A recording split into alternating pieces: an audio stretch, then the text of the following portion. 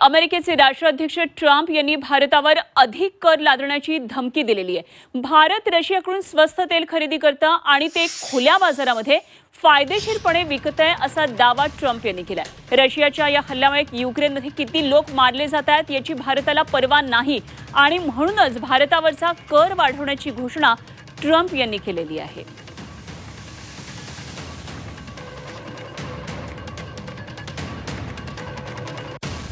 Donald Trump यांच्या या tariff वाढवण्याच्या धमकीनंतर परराष्ट्र मंत्रालयाने एक निवेदन प्रसिद्ध करून अमेरिकेला उत्तर दिले।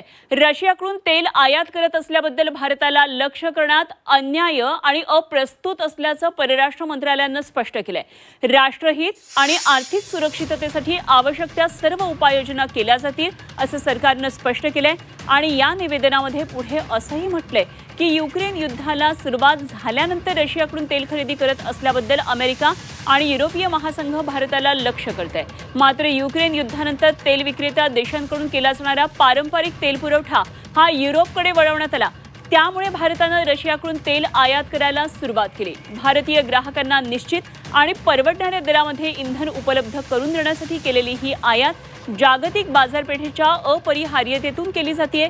मात्र जे देश भारतावर टीका करतात तेच रशियाशी व्यापार करत असल्याचं उघड होत आहे, परराष्ट्र मंत्रालयाने हे म्हटलंय।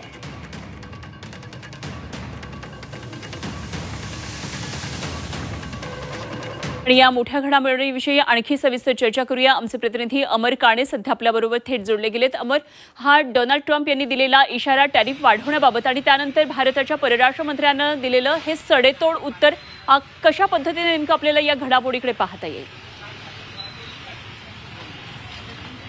अनुपमा, ही टेरिफ वॉर सुरू झाल्यानंतर भारताकडून आलेलं अगदी सडेतोड असं हे उत्तर आहे। खरं तर 25% टेरिफ लादण्याची घोषणा केल्यानंतर परत एकदा ट्विट करून डोनाल्ड ट्रम्प यांनी डिवचण्याचा प्रयत्न केला होता आणि भारताने अखेर उत्तर दिलेलं आहे। 3 महत्वाचे मुद्दे भारताकडून या निवेदनात देण्यात आलेले आहेत। त्यात तर राष्ट्रहित आणि आर्थिक सुरक्षेच्या दृष्टीने आम्ही सर्व ते योग्य ते निर्णय घेऊ असं भारताने म्हटलं आहे। त्याचबरोबर खरं तर युक्रेन युद्ध सुरू झाल्यानंतर जागतिक स्तरावर जे तेल विक्रेते देश आहे ते युरोपकडे वळले आणि त्यामुळे जागतिक अपरिहार्यतेतून भारताने रशियाकडून तेल घेणं सुरुवात केल्याचं या निवेदनात म्हटलंय। आणि तिसरं सगळ्यात महत्वाची गोष्ट म्हणजे एकीकडे भारतावर सगळे युरोपियन संघ अमेरिकेकडनं सातत्याने टीका होते, पण दुसरीकडे 2022-23चे आकडे बघितले युरोपियन महासंघाचे तर जवळपास 67 अब्ज डॉलरचं काही आयात युरोपनी केलेलं आहे। त्यानंतर पुढच्या वर्षी परत 17-18 अब्जाचं आयात केलं आणि त्याचबरोबर एकीकडे अमेरिका भारतावर टीका करत आहे, पण अमेरिका स्वतः अणुऊर्जेशी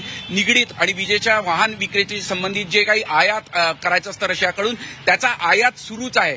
भारतावर टीका करायची पण दुसरीकडे रशियाकडून युरोपियन महासंघ असो किंवा अमेरिका हे आयात करताय, म्हणजे हा कुठेतरी दुजाभाव आहे आणि त्यावरूनच या निवेदनातून परत एकदा हे स्पष्ट करण्यात आलं। सातत्याने परराष्ट्र मंत्री आपले गेल्या अनेक वर्षापासून युक्रेन युद्ध सुरू झाल्यापासून ही गोष्ट अधोरेखित करून सांगत सुद्धा आहे। निश्चितच अमर, धन्यवाद केलेल्या सगळ्या विश्लेषणाबद्दल। अमर काणे आमचे प्रतिनिधी आपल्याबरोबर होते।